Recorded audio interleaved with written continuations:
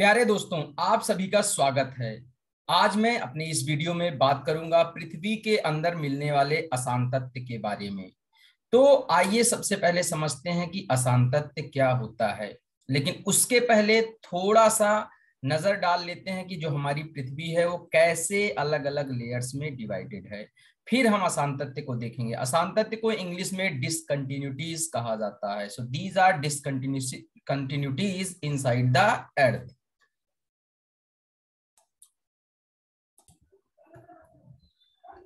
प्यारे मित्रों, जब आप पृथ्वी की संरचना पर नजर डालेंगे तो आप ये पाएंगे कि ऊपर सतह से लेकर के, जिसे हम क्रस्ट कहते हैं, अंदर कोर तक अर्थ तीन बड़ी लेयर्स में डिवाइडेड है। क्रस्टल लेयर, फिर उसके बाद दूसरी मेंटल, और तीसरी जो लेयर या परत है वो है कोर। और ये अलग अलग डेप्थ पर है, मतलब ये अलग अलग डेप्थ पर डिवाइड है। जैसे 0 से 70 किलोमीटर तक लगभग ये आपकी क्रस्ट होती है। उसके बाद 70 से 2900 किलोमीटर तक लगभग है मेंटल, और उसके बाद 6371 किलोमीटर तक है कोर। अब ये क्रस्ट, मेंटल और कोर अगेन दो दो पार्ट में डिवाइडेड है, अपर क्रस्ट और लोअर क्रस्ट। उसी तरीके से अपर मेंटल और लोअर मेंटल। वैसे ही आउटर कोर और इनर कोर, बाह्य कोर और आंतरिक कोर। तो ये जो सारी लेयर्स है, मतलब तीन लेयर्स दो दो अलग सब लेयर्स में डिवाइडेड है, मतलब टोटल मिलाकर के 6 लेयर्स यहाँ पर बनती हैं। अब आप देखेंगे तो पाएंगे कि ये जो सारी लेयर्स हैं इनकी अपनी फिजिकल और केमिकल प्रॉपर्टीज होती हैं, मतलब इनका अपना भौतिक और रासायनिक गुण होता है, और यही पृथ्वी को अलग अलग लेयर्स में डिवाइडेड करता है। तो ये हो गई बात पृथ्वी की लेयर्स की। अब जैसे मैं बात करूं जैसे क्रस्ट की, तो क्रस्ट जो हमारी है बेसिकली ये ग्रेनाइट से जैसे बनी हुई है, और इसकी जो डेंसिटी है वो 2.7 के आसपास है। वैसे ही मेंटल जो है ये बनी हुई है बसाल्ट से, और इसकी डेंसिटी 3 के आसपास है। ऐसे डेंसिटी अंदर की तरफ इंक्रीज होती है। तो जैसे डेंसिटी इंक्रीज हो रही है, केमिकल कंपोजिशन इंक्रीज हो रहे हैं, वैसे वैसे लेयर्स की हार्डनेस में चेंजेस आते हैं।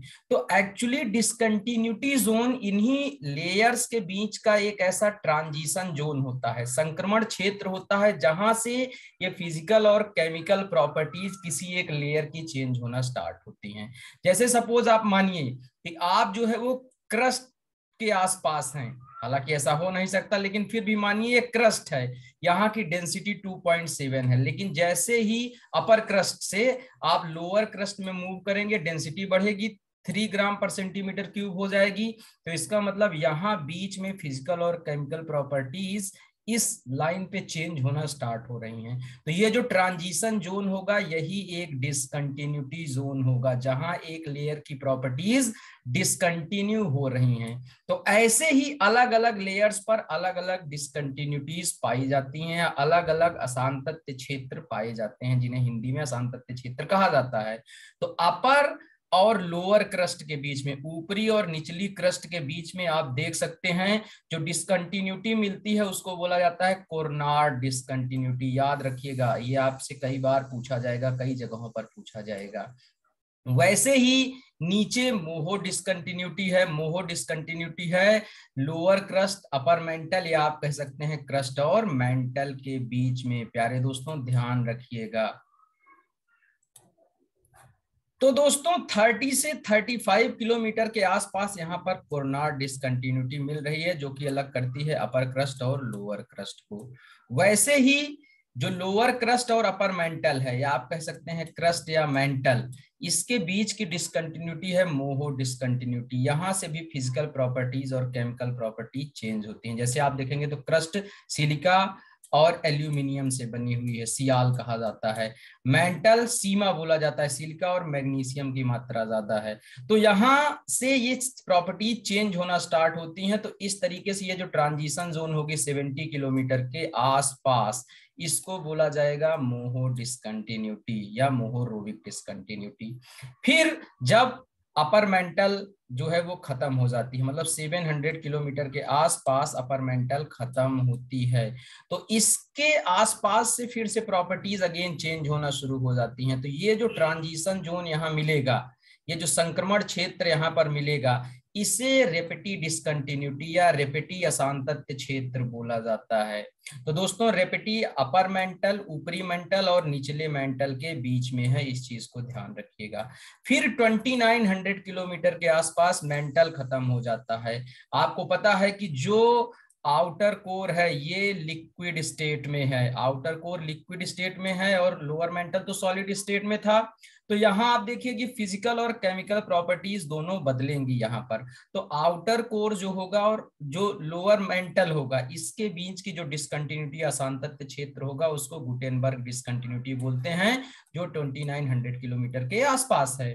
फिर उसके बाद आप देखेंगे कि 5155 किलोमीटर के आसपास 5155 इसके आसपास आती है जो आउटर कोर है और जो इनर कोर है उसकी लेयर या उसकी बाउंड्री, मतलब आउटर कोर की बाउंड्री यहाँ पर आएगी। यहाँ से फिर से इनर कोर बहुत सॉलिड हो जाती है, इसकी डेंसिटी 13 ग्राम पर सेंटीमीटर के आसपास, सेंटीमीटर क्यूब के आसपास पहुंच जाती है।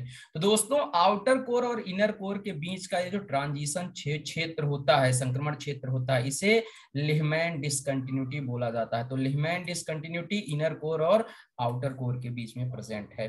तो आई होप अभी आपको ये समझ में आ गया होगा कॉन्सेप्ट कि जहां से पृथ्वी के अंदर किसी एक लेयर की फिजिकल और केमिकल प्रॉपर्टी चेंज होना शुरू हो जाती है और दूसरी लेयर स्टार्ट हो जाती है, उसी लेयर को संक्रमण क्षेत्र कहा जाता है। वो जो बीच में 5, 10, 20 किलोमीटर की लेयर होती है, दैट इज कॉल्ड संक्रमण क्षेत्र या डिस्कंटिन्यूटी जोन या असांतत्य क्षेत्र, उसी को कहा जाता है।